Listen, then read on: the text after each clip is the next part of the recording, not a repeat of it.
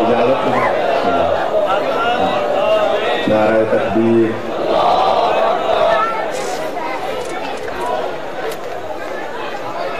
نعرہ تکبیر۔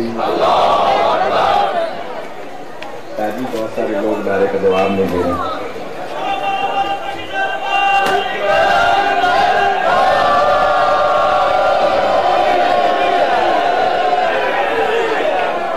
المنتظرین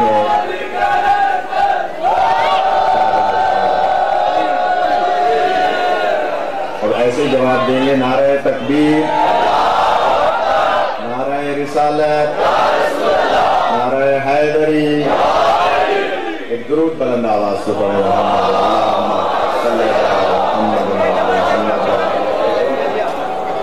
اعوذ باللہ من الشیطان الرجیم، بسم اللہ الرحمن الرحیم، الحمدللہ رب العالمین، الصلاة والسلام علی محمد وآلہ الطیبین الطاہرین المعصومین۔ قال فی شانہ انما یرید اللہ لیذھب عنکم الرجس اہل البیت ویطہرکم تطہیرا۔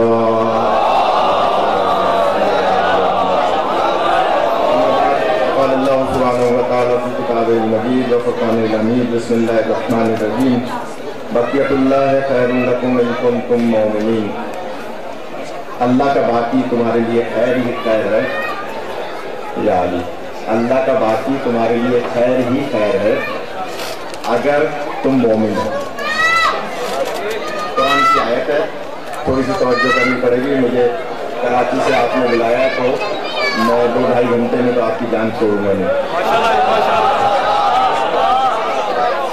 میں نے اندازہ لگا لیا، ماشاءاللہ۔ قرآن مجید فرقان حمید کی آیت ہے، دیکھیے یہ جلسے، یہ جشن معرفت کے لیے ہے۔ کسی نے پوچھا تھا امام جعفر صادق علیہ السلام امام سے کہ مولا آخری زمانے کے لوگ آپ کے آخری جانشین کی جبکہ وہ وحدت کبریٰ میں ہوں گے تو ان کی معرفت کیسے حاصل کریں؟ ملاقات امیر حسین صاحب تشریف فرمائیں، بزرگ حضرات تشریف فرمائیں۔ امام سے پوچھا تھا کہ آپ کے آخری جانشین کی لوگ معرفت کیسے حاصل کریں؟ امام نے فرمایا تھا یہ ہمارا پیغام اس زمانے کے لوگوں تک پہنچانا کہ 3 کام کرنا چھوڑ دیں تو معرفت کا پہلا درجہ شروع ہو جائے۔ امام فرماتے چھٹے امام کہ آخری زمانے کے لوگ معرفت کیسے حاصل کریں؟ 3 کام چھوڑ دیں۔ پوچھا وہ کیا؟ کہا جھوٹ بولنا چھوڑ دیں، حرام کھانا چھوڑ دیں، اور ہمارے دشمنوں سے دوستی چھوڑ دیں۔ ہمارے دشمنوں سے دوستی چھوڑ دیں تو معرفت کا پہلا درجہ آ جائے گا۔ اللہ فرما رہا ہے قرآن میں، بقیت اللہ خیر لکم ان کنتم مومنین، اللہ کا باقی تمہارے لیے خیر ہی خیر ہے اگر تم مومن ہو۔ اس کا مطلب یہ ہوا کہ اللہ کے باقی کا تعلق ہی مومنین سے ہے۔ قرآن کی آیت ہے، اللہ نے مسلمون یا مسلمین نہیں فرمایا، کہا بقیت اللہ خیر لکم ان کنتم مومنین، یعنی اللہ کا باقی تمہارے لیے خیر ہے اگر تم مومن ہو۔ جیو ٹی وی میں عالم آن لائن شروع ہوا تھا، اگر یاد ہو، وہ میں نے شروع کیا تھا، سب سے پہلا پروگرام میرا تھا جیو میں ڈاکٹر عامر کے ساتھ عالم آن لائن۔ اس میں ایک سوال کا جواب میں نے دیا تھا، کیونکہ اسی زمانے میں ایک ڈاکٹر پر اسرار ایک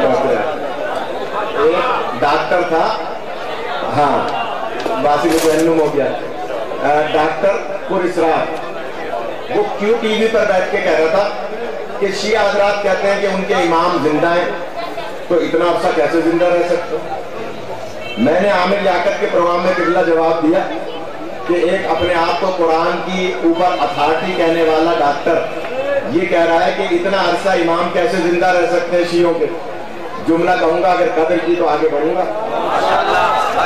میں نے کہا کہ ڈاکٹر صاحب ان تک یہ پیغام پہنچ جائے، آپ کہہ رہے ہیں اتنا عرصہ کیسے زندہ رہ سکتے ہیں، تو زندہ رہنے والے پہ اعتراض نہ کریں، زندہ رکھنے والے پر اعتراض کریں۔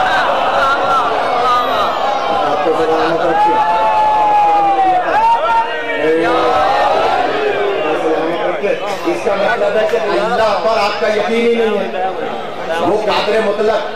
یہ تو ایسے ہی ہے جیسے بعض مسلمان کہہ دیتے ہیں کہ جناب نبی پاک تو خواب کے عالم میں معراج پہ گئے تھے، یعنی سو رہے تھے اور خواب میں اللہ نے اپنے حبیب کو معراج کرائی۔ تو یہاں بھی میں یہی جواب دیتا ہوں، توجہ فرمائے گا۔ بہت شکر گزار ہوں، مجھے ذاکر کے پڑھتے ہوئے اندازہ ہو رہا تھا کہ آپ مولوی کو سنیں گے نہیں، لیکن اب مجھے اندازہ ہو رہا ہے کہ میں 2 گھنٹے بھی پڑھوں گا تو آپ سنیں گے۔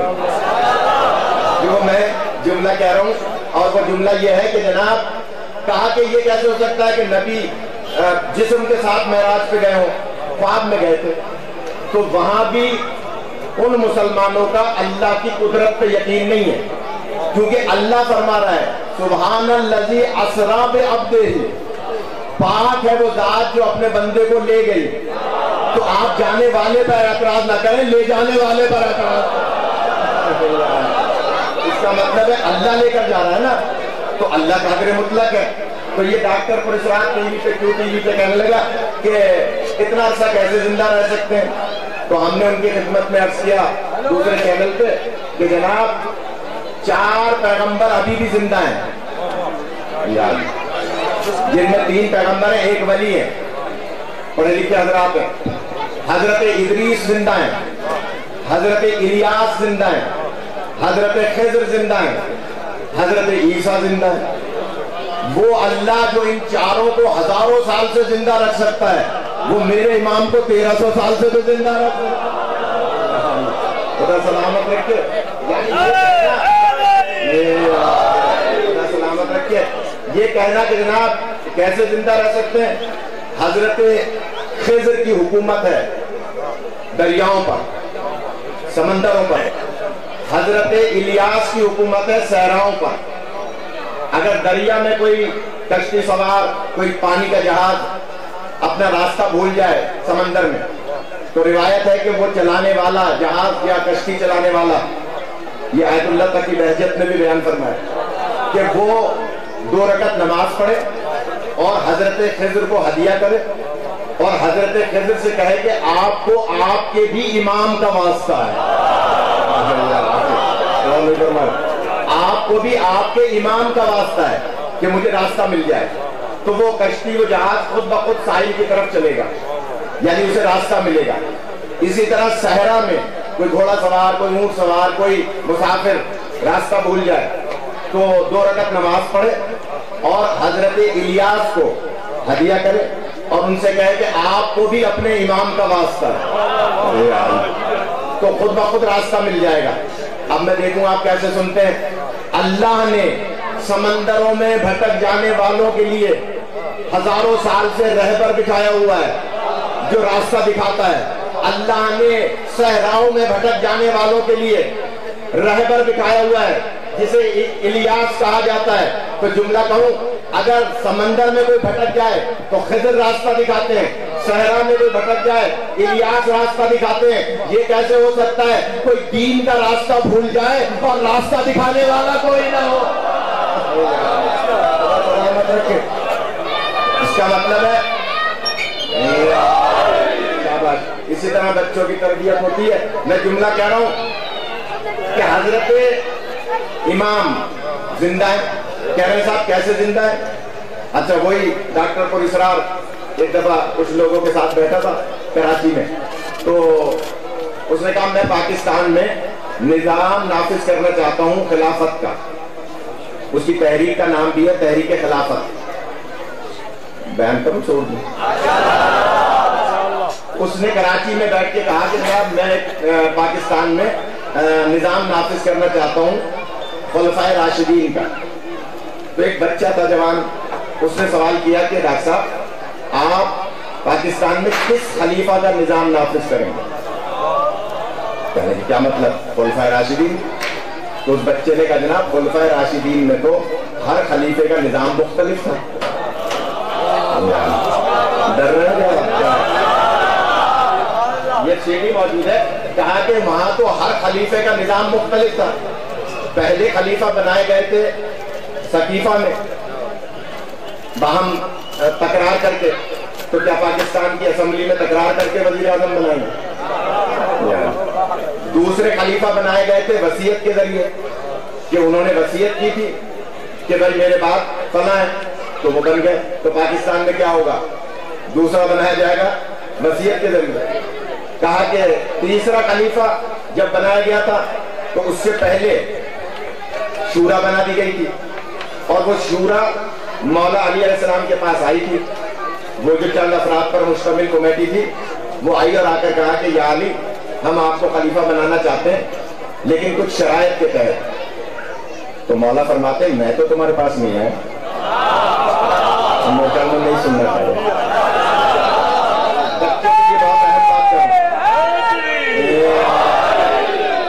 دیکھیے شیعہ میانی ہے، ستری وقت کا یہ علاقہ ہے اور یہاں قدیمی عزادار ہیں. میں جملہ کہہ رہا ہوں کہ جناب مولا کے پاس آئے کہ ہم آپ کو خلیفہ بنانا چاہتے ہیں. مولا نے فرمایا کہ تم میرے پاس آئے ہو تو شرائط تو میری ہونی چاہیے. بھائی آج کی ہماری حکومت IMF کے پاس جاتی ہے نا تو اس کی شرائط پر قرضہ لیتی ہے، اپنی شرائط رکھ کے تو قرضہ نہیں لیتی. لہذا مولا کے پاس آئے کہ ہم آپ کو خلیفہ بنانا چاہتے ہیں. مولا فرماتے ہیں میں تمہارے پاس نہیں آیا تو پھر شرط کیوں رکھ رہے ہو؟ کہا کہ نہیں یا علی شرط تو ہے. مگر اچھا چلو بتا دو. تو کہا کہ پہلی شرط یہ ہے کہ آپ کتاب و سنت پہ عمل کریں گے.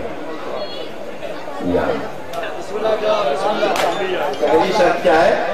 یعنی آپ کتاب و سنت پہ عمل کریں گے. مولا نے اوپر سے نیچے تک دیکھا، کہا کہ تم مجھ سے کہہ رہے ہو کہ میں کتاب و سنت پہ عمل کروں گا؟ میں نے تو کتاب اس وقت پڑھی تھی جب وہ نازل بھی نہیں ہوئی تھی.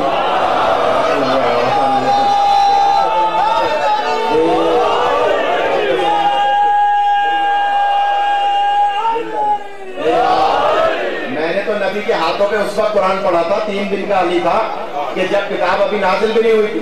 تو مجھ سے کہہ رہے ہو کہ میں کتاب پہ عمل کروں گا اور کہہ رہے ہو سنت نبی پہ عمل کروں گا. تو میں نے تو پہلی غذائی زبان رسول سے حاصل کی تھی. خدا سلامت رکھے.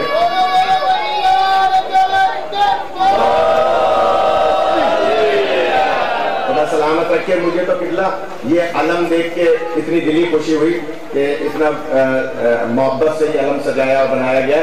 جنہوں نے بھی اس میں حصہ لیا ہے اگر انتقال کر گئے تو خدا ان کے درجات بلند فرمائے، زندہ ہیں تو خدا ان کی توفیقات میں اضافہ فرمائے. یہ علم مبارک جہاں پر بھی ہوتا ہے وہاں برے جنات نہیں آتے. اور یہ کتنا تجربہ ہے کہ جہاں علم لگا ہوتا ہے وہاں برے جنات نہیں آتے. تو اپنے گھروں پہ علم لگائیں لیکن حلال کے پیسے سے. اس میں بنیادی شرط ہے حلال کے پیسے سے، ورنہ تو پھر برے جنات آئیں گے تو پریشانی ہوگی. لہذا یہ علم دیکھ کے دلی خوشی ہوئی اور دعائیں قبول ہوتی ہیں. جو علم سجا ہوا ہو اس کے ارد گرد ملائکہ آتے ہیں، جنات آتے ہیں اور وہ طواف کر رہے ہوتے ہیں. تو عزت کیا کریں، دور سے سلام کیا کریں، درود پڑھا کریں. میں جلدی سے جملہ کہہ رہا ہوں کہ مولا فرماتے ہیں کہ کتاب تو میں نے اس وقت پڑھی تھی جب نازل بھی نہیں ہوئی، اور سنت نبی میں نے تو زبان چوس کے غذا حاصل کی تھی. تو مجھ سے کیوں کہہ رہے ہو؟ کہنا نہیں یا علی دوسری شرط یہ ہے کہ آپ سیرت شیخین پہ عمل کریں گے. ڈر گئے؟ آپ سیرت شیخین پہ عمل کریں گے. شیخین کا مطلب کیا ہے؟ 2 شیخ، یعنی پہلے والے 2 حاکم، ان کی سیرت پہ عمل کریں گے. تو مولا علی نے جو جواب دیا ہے اگر میں پہنچا سکا، مولا فرماتے ہیں تم نے مجھ سے ابھی وعدہ لیا کہ میں کتاب و سنت کے علاوہ کچھ نہیں کروں گا. اب مجھے بتاؤ سیرت شیخین کتاب و سنت کے مطابق ہے یا جدا ہے؟ وہ پہنچ جائے. سیرت شیخین کتاب و سنت کے مطابق ہے یا جدا ہے؟ تو خاموش ہو گئے. کہنے لگے یا علی کیا سوال ہے آپ کا؟ کہنے میرا سوال ہے آپ نے کہا ہے نا کہ سیرت شیخین پہ عمل کریں گے تو خلافت ملے گی، تو بتاؤ سیرت شیخین کتاب و سنت کے اندر ہے، مطابق ہے، اس کے تحت ہے یا جدا ہے؟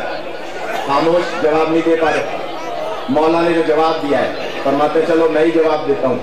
اگر سیرت شیخین، میں دیکھوں گا آپ کیسے سنتے ہیں، اگر سیرت شیخین کتاب و سنت کے مطابق ہے تو تم علیحدہ سے بیان کیوں کر رہے ہو؟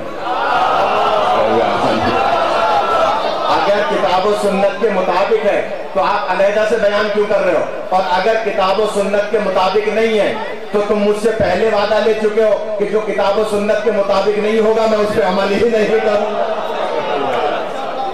تو کہا ڈاکٹر سے کہ جناب یہ بتائیے کہ آپ کس کی خلافت کو نافذ کریں گے؟ تو کہنے لگا تم شیعہ تو نہیں ہو؟ سوال کرنے والے سے کہنے لگا تم شیعہ تو نہیں ہو؟ اس نے کہا اس میں شیعہ سنی کا کیا مسئلہ ہے، آپ کس کی نظام کو کس کی خلافت کو رائج کریں گے؟ تو اس نے کہا چلو بھوک لگ رہی ہے یہاں سے اٹھو، لہذا اٹھ کے چلے گئے۔ یہی ڈاکٹر کیوں ٹی وی پہ بیٹھ کے یہ کہہ رہا ہے کہ شیعوں کے امام پیدا ہوں گے اور وہ محدث پیدا ہوں گے؟ تو ایک شخص نے وہیں سوال جواب کے سیشن میں اس سے پوچھ لیا کہ اچھا اگر وہ پیدا ہوں گے، پیدا نہیں ہوئے ہیں، پیدا ہوں گے اور محدث ہوں گے، تو یہ بتاؤ وہ کس کے ذریعے سے پیدا ہوں گے؟ تو ڈاکٹر کے منہ سے نکل گیا کہ امام حسن عسکری کے ذریعے سے پیدا ہوں گے۔ تو ساحل نے کہا پھر اگر آپ اس امام کو زندہ نہیں مان رہے تو حسن عسکری کو زندہ مانو۔ اگر انہیں زندہ نہیں مانتے تو پھر ان کے بابا کو زندہ مانو، نہیں تو ان کے بابا کو زندہ مانو، پھر ہمارے عقیدے پہ آ جاؤ گے کہ ہم 14 کے 14 کو زندہ مانتے ہیں۔ 14 کے 14 تو کہنے لگا یہ کیسے ہو سکتا ہے اتنا عرصہ زندہ رہیں؟ تو ہم نے کہا جناب جب اللہ 4 پیغمبروں کو زندہ رکھ سکتا ہے تو اللہ قادر مطلق ہے، وہ ہمارے امام کو بھی زندہ رکھ سکتا ہے۔ کہنے لگا کہ اگر وہ زندہ ہیں تو لوگوں کو فائدہ کیسے پہنچاتے ہیں؟ تو ہم نے کہا جناب سورج جب گہرے بادل ہوتے ہیں تو بادلوں کے پیچھے چھپ جاتا ہے اور سورج کی منفعت ساری دنیا پہ پھر بھی آ رہی ہوتی ہے۔ اگر 1 سیکنڈ کے لیے سورج کی منفعت ختم ہو جائے تو دنیا ختم ہو جائے۔ ہمارے امام بھی ایسے ہی ہیں جو پردے میں رہ کے ایسے ہی فائدہ پہنچاتے ہیں جیسے سورج چھپ کر فائدہ پہنچانا کرتا ہے۔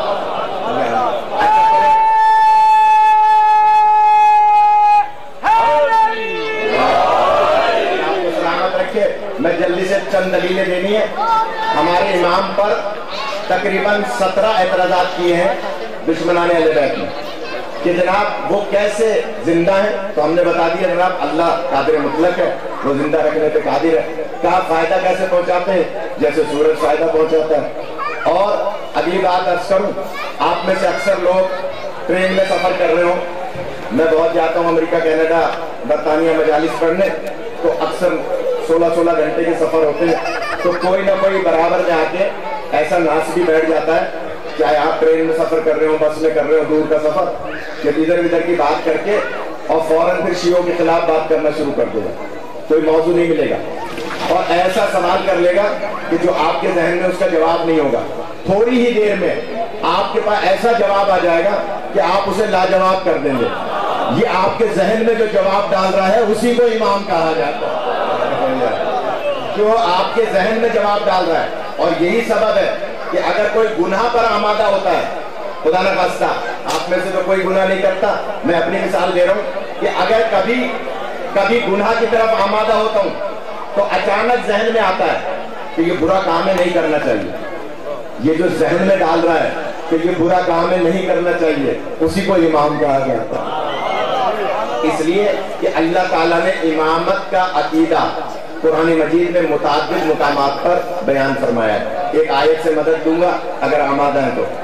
اللہ قرآن میں فرماتا ہے اِنَّا نَحْنُ نُحْيِي الْمَوْتَىٰ وَنَكْتُبُ مَا قَدَّمُوا وَآثَارَهُمْ وَكُلَّ شَيْءٍ أَحْصَيْنَاهُ فِي إِمَامٍ مُبِينٍ، کہ ہم نے ہر شے کو امام مبین میں جمع کیا ہے۔ جب یہ آیت نازل ہوئی، قبلہ ایک تفسیر ہے، تفسیر عمدۃ البیان، اگر آمادہ ہیں تو تفسیر کا نام کیا ہے؟ عمدۃ البیان، علامہ علی عمار زیدی سونی پانی پت کے انڈیا کے تھے، انہوں نے وہ تفسیر لکھی تھی اور آپ کے ملتان میں ہی گلگشت میں ایک صاحب ہوتے تھے محمد علی عابدی صاحب، انہوں نے اسے چھپوایا تھا اور ضیاء الحق نے اس کو بین کر دیا تھا تفسیر کو۔ عمدۃ البیان 3 جلدوں پر مشتمل ہے، اس میں لکھا ہے کہ جب یہ آیت نازل ہوئی تو اس وقت صحابہ کرام کا مجمع تھا، نبی پاک پہ آیت آئی، نبی نے آیت پڑھ کے سنائی، حسن اتفاق تھا یا راز الہی کہ اس مجمع میں مولا علی نہیں تھے. یا علی آواز پہنچ رہی ہے؟ اس مجمع میں مولا علی نہیں تھے. جب یہ آیت آئی صحابہ کرام کو نبی پاک نے پڑھ کے سنائی. اللہ فرما رہا ہے اِنَّا نَحْنُ نُحْيِي الْمَوْتَىٰ، بے شک ہم مردوں کو زندگی دیں گے. وَنَكْتُبُ مَا قَدَّمُوا وَآثَارَهُمْ، اور ہم تمہارے اعمال کو بھی لکھتے ہیں، آثار کو بھی لکھتے ہیں. اور ہم نے ہر چیز کو امام مبین میں جمع کیا ہے. صحابہ نے موقع دیکھا کہ اس وقت علی تو ہے نہیں، فوراً سوال کر لیا سرکار یہ امام مبین کون ہے؟ اس وقت علی تو تھے نہیں. اب دل میں یہ سوچا تھا ہم میں سے کسی کا نام لیں گے سرکار کہ تم امام مبین ہو، یا تم امام مبین ہو، یا تم امام مبین ہو. لیکن جیسے ہی نبی جواب دینا چاہتے تھے تو اس حجرے میں ایک پیر اندر تھا، ایک پیر باہر تھا. مولا علی اندر داخل ہو رہے تھے. نبی نے ہاتھ کے اشارے سے فرمایا یہ آنے والا امام مبین.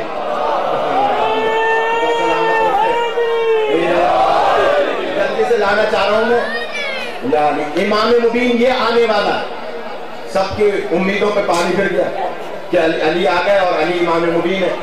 اچھا، جو صحابہ نبی پاک کو نعوذ باللہ اپنی طرح کا بشر سمجھتے انہوں نے 10 دن بعد پھر پوچھ لیا نبی پاک سے کہ سرکار یہ جو چند دن پہلے آیت آئی تھی امام مبین کی، یہ کون ہے اس کا مصداق؟ تو اتفاق یہ تھا کہ گود میں مولا حسن تشریف فرما تھے. کیا پہلے میں نے تمہیں بتایا تھا کہ علی امام مبین ہے، اب سمجھ لو علی کے بعد یہ حسن امام مبین. زندہ رہے، زندہ رہے، مولا سلامت رکھیں. کچھ دن کے بعد پھر پوچھا صحابہ نے تو آپ نے فرمایا حسن کے بعد حسین امام مبین ہے. اور اب مجھ سے دوبارہ مت پوچھنا، حسین کی نسل سے جتنے امام پیدا ہوں گے وہ سب امام مبین ہوں گے. یعنی نبی پاک نے اور آپ کے ڈاکٹر طاہر القادری نے اپنی کتاب میں لکھا ہے کہ جو آخری امام ہوں گے وہ ہوں گے جن کا نام نبی کے نام پر ہوگا. وہ اس وقت آئیں گے جب دنیا ظلم و جور سے پر ہو چکی ہوگی اور وہ دنیا کو عدل و انصاف سے پر کریں گے. اور پوری دنیا میں عقیدہ مہدویت پوری دنیا میں رائج ہے. کوئی اس کا انکار نہیں کر سکتا. یہ علیحدہ بات ہے کہ انکار وہ کرتے ہیں کہ جو اگر آخری کو مان لیں گے تو پھر پہلے کو بھی ماننا پڑے گا، اس لیے آخری کا انکار کرتے ہیں. ڈاکٹر ابو الاعلیٰ مودودی جماعت اسلامی کے جو تھے بانی، ان کی ایک کتاب ہے جس کا نام ہے تفسیر سورہ احزاب. کیا نام ہے؟ کیا جی آپ بتائیں کیا نام ہے؟ سورہ احزاب، تفسیر سورہ احزاب. قبلہ اس کے آخری پیج پر ایک روایت لکھی ہے اور میں کتاب میرے پاس موجود ہے. لکھا ہے کہ جب آخری زمانہ آئے گا تو حضرت عیسیٰ علیہ السلام ظاہر ہوں گے اور اس وقت مسلمان اس وقت کے حضرت عیسیٰ سے فرمائیں گے کہ آپ نماز پڑھائیے، ہم آپ کے پیچھے نماز پڑھتے ہیں. حضرت عیسیٰ ان سے کہیں گے نہیں، میں نماز نہیں پڑھاؤں گا، تم اپنے امام کو بلاؤ. تو مودودی صاحب نے لکھا، میں یہاں بہت تجزیہ کر سکتا ہوں اگر قبلہ کے علاوہ اگلی صف والے آمادہ ہو جائیں. میں یہاں بہت تجزیہ کر سکتا ہوں. آخری زمانے کے لوگ حضرت عیسیٰ کو کیا سمجھ کے نماز کی دعوت دیں گے؟ سوال ہے. حضرت عیسیٰ علیہ السلام سے مسلمان کہیں گے نماز پڑھائیے، حضرت عیسیٰ امام تو ہے اور کلمہ مسلمان ہمارے نبی کا پڑھ رہے ہیں، تو اس کا مطلب ہے ختم نبوت کا عقیدہ کہاں جائے گا؟ اگر حضرت عیسیٰ سے کہہ رہے ہیں کہ نماز پڑھائیں تو کلمہ تو ہمارے نبی کا پڑھ رہے ہیں، نماز ان کے پیچھے پڑھ رہے ہیں، تو پھر اس کا مطلب کیا ہوا؟ ختم نبوت کا عقیدہ کہاں جائے گا؟ اس کا مطلب یہ ہوا، حضرت مودودی فرماتے ہیں اس وقت ایک امام ظاہر ہوں گے اور وہ آگے کھڑے ہوں گے، عیسیٰ ان کے پیچھے کھڑے ہو کے نماز پڑھیں گے. نام نہیں لکھا مودودی صاحب نے تعصب میں کہ وہ امام کون ہوں گے، لیکن اگر کوئی ناراض نہ ہو تو میں تجزیہ کروں. مودودی صاحب آپ نے تو تعصب میں نام نہیں لکھا کہ وہ کون ہوں گے جو عیسیٰ کو نماز پڑھائیں گے، لیکن ہم تو یہ کہہ سکتے ہیں کہ عیسیٰ ہیں نبی، مسلمانوں کی نماز ہر اندھے لولے لنگڑے کانے کے پیچھے ہو جاتی ہے. حضرت عیسیٰ کی نماز کسی غیر معصوم کے پیچھے نہیں ہوگی. کیوں؟ حضرت عیسیٰ خود معصوم ہے، تو وہ کسی غیر معصوم کے پیچھے نماز نہیں پڑھیں گے. ماننا پڑے گا جو حضرت عیسیٰ کو نماز پڑھائے وہ عیسیٰ سے افضل معصوم ہوگا. آپ نے نام نہیں لکھا، ہم نے تجزیہ کر دیا کہ حضرت عیسیٰ نماز پڑھیں گے ہمارے امام کے پیچھے. ایک روایت قبلہ آپ بزرگ ہیں، آپ کی نگاہ سے گزری ہوگی. ایک گھسی پٹی کتاب میں روایت ملتی ہے کہ جناب مولا علی علیہ السلام ایک جگہ سے گزر رہے تھے اور نماز ہو رہی تھی. مولا پیچھے کھڑے ہو گئے اور جماعت سے نماز پڑھ لی. ایک کتاب میں یہ روایت لکھی. اور پھر انہوں نے دلیل کیا تھی کہ علی نے کیونکہ ان کے پیچھے نماز پڑھ لی تو گویا ان کو امام مان لیا نعوذ باللہ، اور امام مان لیا تو گویا بیعت کر لی، بیعت کر لی تو نعوذ باللہ وہ افضل ہو گئے. یہ روایت لکھی. تو میں ان کی خدمت میں عرض کروں گا، پہلے تو یہ ہو نہیں سکتا کہ جماعت پہلے سے کھڑی ہو اور علی اول وقت میں نماز نہ پڑھ رہے ہو. مجھے بہت بڑی بات کہی ہے. علی کی اول وقت کی نماز کے لیے تو سورج کو پلٹایا جاتا ہے. اور کہہ رہے ہیں کہ نماز ہو رہی تھی، کوئی صاحب آگے کھڑے تھے، سب بندی ہوئی بھی تھی اور علی پچھلی صف میں کھڑے ہو کے ان کے پیچھے نماز پڑھ رہے ہیں. تو میں نے کہا جناب یہ ہو نہیں سکتا. ایک بات اور بھاری بات ہے قبلہ، آپ سے دعا چاہوں گا. اور وہ بھاری بات کیا ہے؟ اگر خدا نہ خواستہ کوئی گھسی پٹی کتاب میں روایت ہے بھی صحیح کہ علی پیچھے کھڑے ہو گئے، تو پھر وہ آگے کھڑے ہو کے نماز پڑھانے والا اپنی نماز کی خیر منائے. کیونکہ نبی فرماتے ہیں کہ مثل علی، علی کی مثال انسانوں میں ایسی ہے جیسے خانہ کعبہ کی مثال ہے. اب اگر علی کو کوئی پشت دے کر نماز پڑھے گا اس کی نماز خود باطل ہو جائے گی.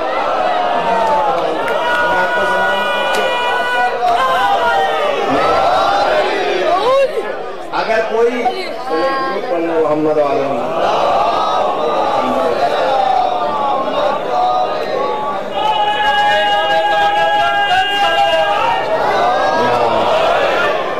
علیہ السلام کسی کے پیچھے نماز نہیں پڑھ سکتے. کیوں؟ جب علی کے آخری جانشین حضرت عیسیٰ کے پیچھے نماز نہیں پڑھتے تو مصطفیٰ کے پہلے جانشین کسی ماضی کے بت پرست کے پیچھے کیسے نماز پڑھ سکتے؟ نہیں پڑھ سکتے. اس لیے کہ اگر کوئی نماز آگے کھڑے ہو کے تو اس کی خود نماز باطل ہو جائے گی. علی کی مثال کعبے کی مثل ہے، لہٰذا کعبے کو تو پشت دے گا اس کی نماز خود باطل ہو جائے گی. تو مودودی صاحب نے نام نہیں لکھا لیکن یہ کہہ دیا ہے کہ امام آئیں گے. اور وہ امام کون ہوں گے؟ بس چند جملے سن لیں. زمانے کے امام کی 70 حقوق ہیں جو مجھ پر اور آپ پر واجب ہے. ایک آدھ عرض کر دوں ادھر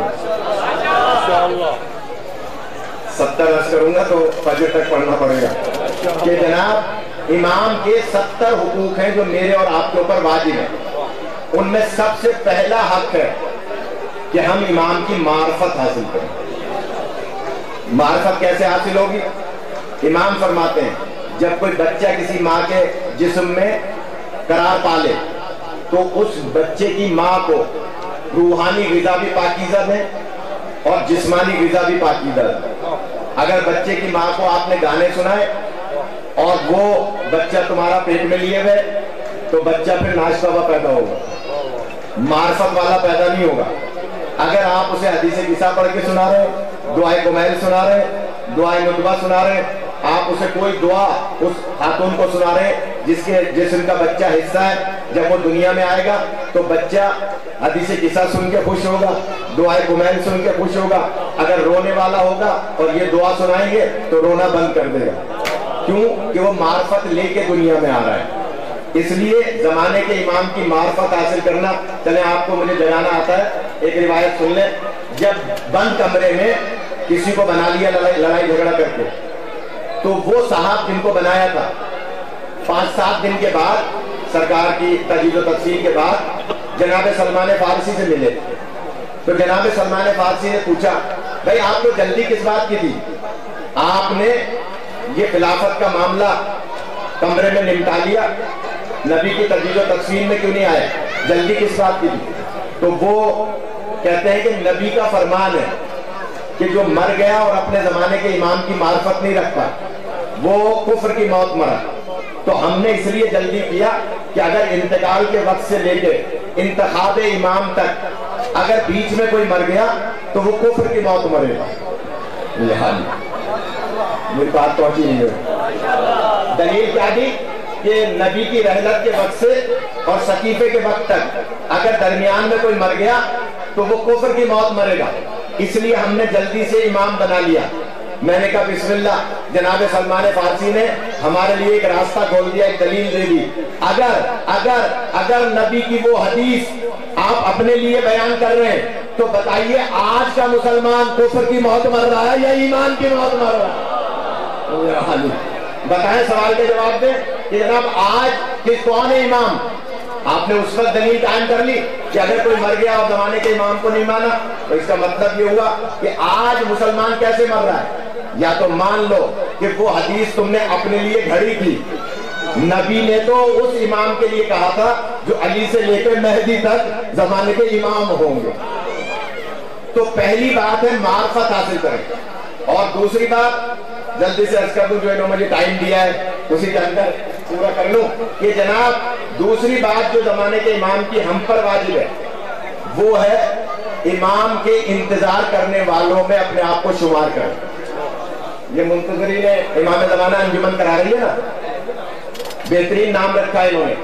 ہمارا آپ کا شمار ہونا چاہیے انتظار کرنے والوں میں.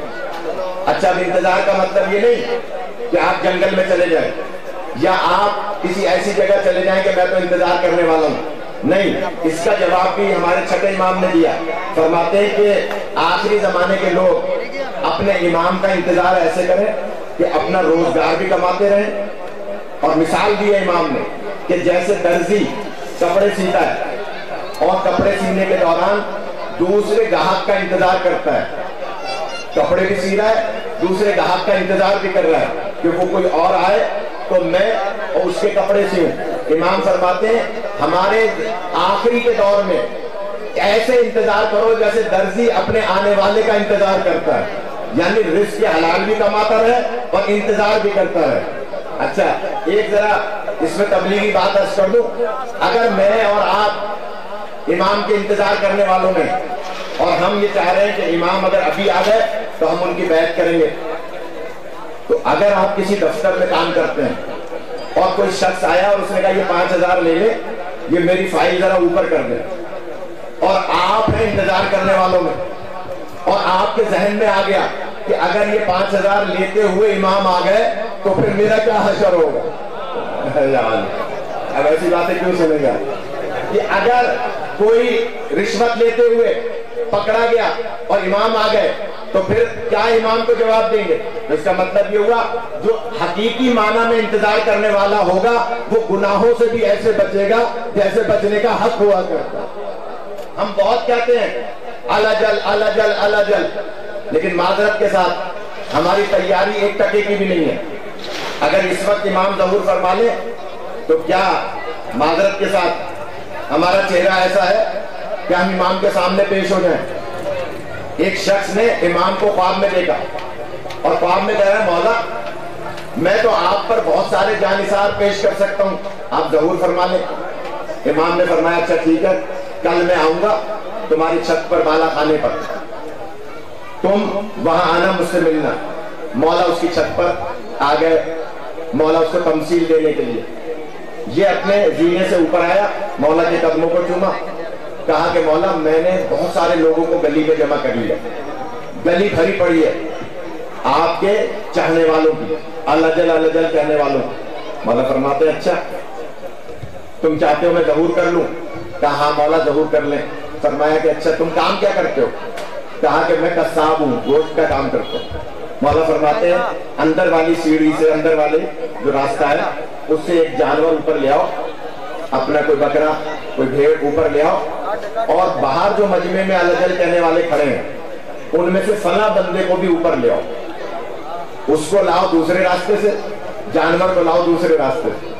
جب اوپر جانور بھی آ گیا, وہ بندہ بھی آیا, وہ کیسا سیر و سلوک والا ہوگا جسے مولا نے بلا کر اپنی زیارت کرائی ہوگی. جب وہ پہنچا مولا فرماتے ہیں تم دونوں مل کے اس بکرے کو ذبح کرو اور پرنالے سے اس کا خون زمین پہ جانے دو گلی میں. غور کیجیے گا, جب خون اس کا زمین پہ گیا تو جو گلی بھری ہوئی تھی الجل کہنے والوں کی, ان میں سے بہت سے لوگ کہنے لگے بھائی مولا نے اس کو ذبح کر دیا جسے بلایا تھا.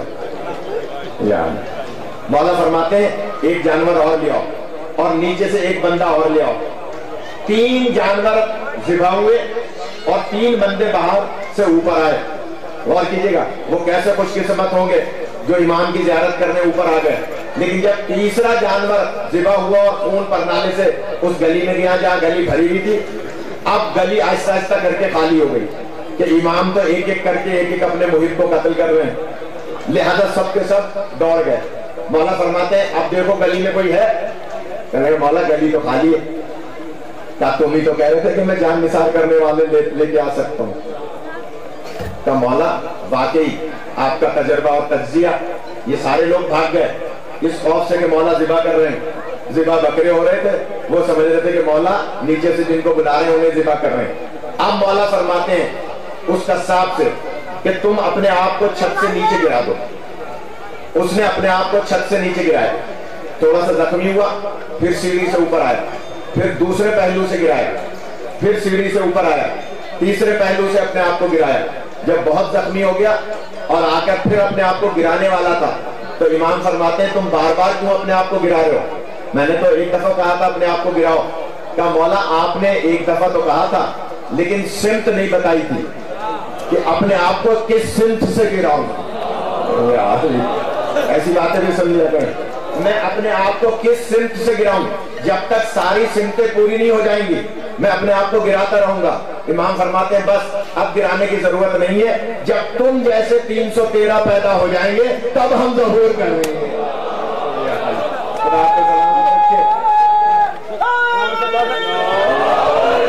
ایک حق اور سن لیں. اب یہ ایک دیکھ لیا آپ نے تو ہم مجھے نہیں سنیں گے. تو میں ایک دلیل اور دے دوں کہ امام کے جو ہمارے اوپر 70 حقوق ہیں ان میں سے ایک حق یہ بھی ہے کہ ہم امام کے انتظار کرنے والوں میں ہوں, لیکن ایسے انتظار کرنے والے ہوں جیسے یہ قصاب تھا کہ اپنے آپ کو بار بار نیچے گرا رہا تھا کہ مولا میں آپ کا غلام ہوں, امام نے جو کہہ دیا اس پہ ہمیں عمل کرنا ہے. خون کے آنسو روتے ہیں مولا آنے کے لیے کہ مجھے اذن ملے تو میں جاؤں, مگر کیوں کہ وہ ویسے 313 پیدا نہیں ہوئے اس لیے امام ظہور نہیں فرما رہے. ایک حق امام کا ہے کہ ہم امام کے حق میں دعا کریں. اب یہ ہر ایک کو ہضم نہیں ہوگی بات جو میں دلیل دینے جا رہا ہوں. امام کے حق میں دعا کریں کہ خدا بندہ تو ہمارے امام کو سلامت رکھ.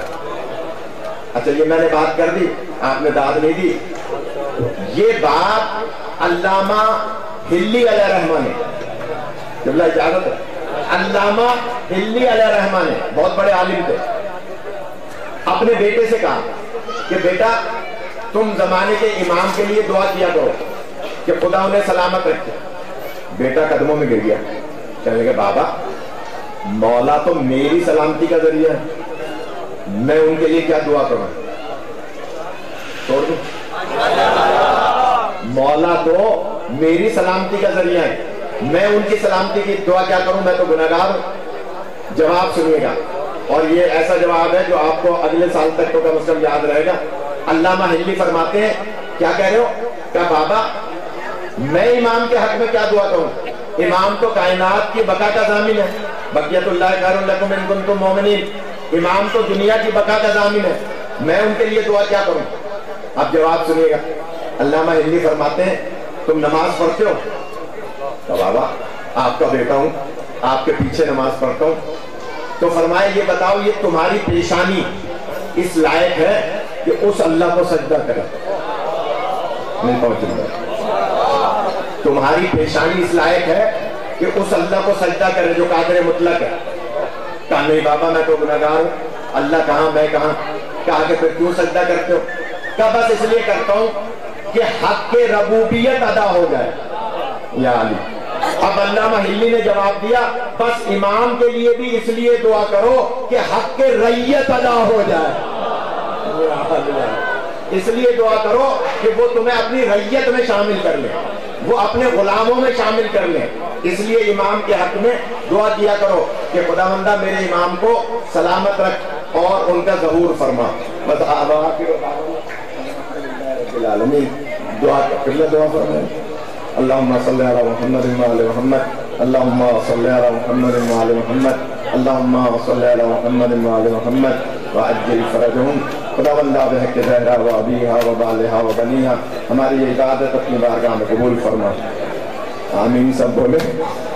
خداوندہ ہماری یہ عبادت اپنی بارگاہ میں قبول فرما. منتظرین امام زمانہ کارکنوں کی توفیقات میں اضافہ فرما. ان کے مال و رزق میں برکت عطا فرما. امام کے صدقے میں بے اولادوں کو اولاد عطا فرما. بار الہٰ جو بچے بچیاں اپنی شادیوں کے لیے پریشان ہیں ان کی پریشانی کو دور فرما. مستضعفین جہان کی مدد فرما. کورونا جیسی بیماری سے تمام کو محفوظ فرما. اپنی آخری حجت کا ظہور فرما.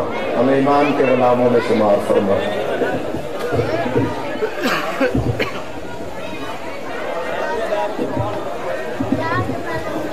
ماشاءاللہ جزاک اللہ. ابھی کیک کاٹا جائے گا اور جیسے کہ میں نے پہلے تمام دوستوں سے درخواست کی تھی اب منتظرین امام زمانہ کی طرف سے خاص طور پہ بچوں کو میں ریکویسٹ کروں گا سب کو ملے گا لنگر بھی ساتھ ساتھ لیتے رہیں اور دعا میں بھی شامل رہیں. جب کیک کٹنگ ہوگی درود و صلوات پڑھے جائیں گے تو تمام دوست جو ہے وہ اپنی اپنی حاجات کو طلب کریں گے. تو میں ملتمس ہوں جناب سید امیر حسین شاہ صاحب سے اور حاجی طاہر بلوچ نمبردار صاحب سے, میاں اخلاق حسین قریشی صاحب, سید آغا حسین شاہ صاحب اور ایک صدر سید ساج الدین کے جو صدر ہیں ماتمی سنگت کے ارشد عباس بلوچ صاحب وہ اسٹیج پر تشریف لے آئیں تاکہ امام زمان علیہ السلام کا کیک کٹے جائے. اون شاہ صاحب اس المنتظرین امام زمانہ کے پہلے سرپرست ہیں, صدر ہیں اور ان کے زیر سایہ ہی یہ تنظیم جو ہے وہ آگے سفر کر رہی ہے. وہ بھی جہاں ہوں اسٹیج پر آ جائیں. صدر ارشد عباس صاحب. ایک المنتظرین امام زمانہ کی میں نے آپ کو بتائی تھی کچھ چیزیں کہ بلڈ ڈونیٹ ہوتا ہے علاقے کی سیکورٹی. ایک معصومین ویلفیئر سوسائٹی کے نام سے تنظیم بنائی گئی ہے المنتظرین امام زمانہ کی طرف سے. جو آپ کے گھر میں کوئی مجلس ہو, محفل ہو, جشن ہو, اس کے لیے ساؤنڈ جو ہے وہ آپ کو Masumeen welfare society free of cost provide کرتی ہے. باواز بلند تر صلوات. اپنی حاجات کو بھی طلب کرتے رہے. بار دیگر بلند تر صلوات. بار دیگر بلند تر صلوات. بار دیگر بلند تر صلوات. بار دیگر بلند تر صلوات. ایک بات یاد رکھیے گا اپنی اپنی حاجات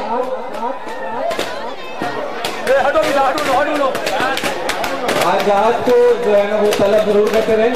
اور ابھی دعا کے لیے میں ملتمس ہوں جناب حاجی طاہر حسین بلوچ نمبر. دیکھیں بچے اور بڑے یہ کائنڈلی بلوچ بعد میں پڑھیے گا, پہلے دعا ہو جائے کیونکہ اس ساری محفل کا اس سارے جشن کا جو حاصل ہے وہ دعا ہے. اور ہم دعاؤں میں جو کچھ ابھی آج لے کے جا سکتے لے جائیں گے. انتظامیہ سے ملتمس ہوں کہ وہ بچوں کو روکیں. یہ اگر اس طرح سے بیلون کی آواز آتی رہی تو ہم اپنی دعاؤں کو نہیں بنا سکیں گے. دعا کے لیے جناب حاجی طاہر بلوچ. بسم اللہ الرحمن الرحیم. یا اللہ یا رحمان یا رحیم یا مقلب القلوب ثبت قلوبنا علی دینک. اللہم ارزقنا حج بیتک الحرام وزیارت القبر الحسین علیہ السلام وشہادت بین یدیک علیہ السلام. اللہم نسألک زیادۃ فی العلم وبرکۃ فی الرزق وصحۃ فی الجسم وطولا فی العمر ونورا فی القلب توبۃ قبل الموت وراحۃ عند الموت وذکر بعد الموت ونجاة من النار ودخولا في الجنة وسبل بحور العين برحمتك يا ارحم الراحمين. تمام حاضرین صغیرہ و کبیرہ گناہ معاف فرما. یا اللہ امام زمانہ کی عزت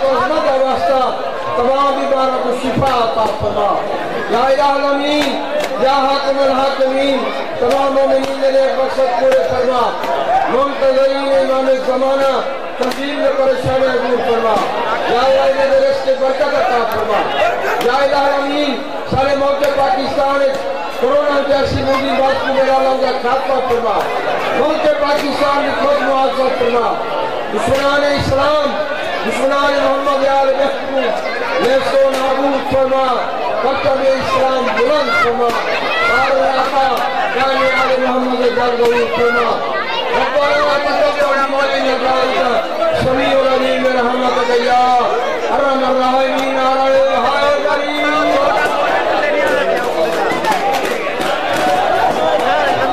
अमाल नीमा शाबान अभी मस्जिद जाफरिया में शुरू होंगे, तमाम दोस्त शिरकत फरमाएं।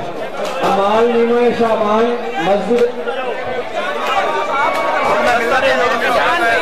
अमाल नीमा शाबान अभी मस्जिद जाफरिया में शुरू होने वाले हैं, तमाम दोस्त अहबाब शिरकत फरमाएं। शुक्रिया।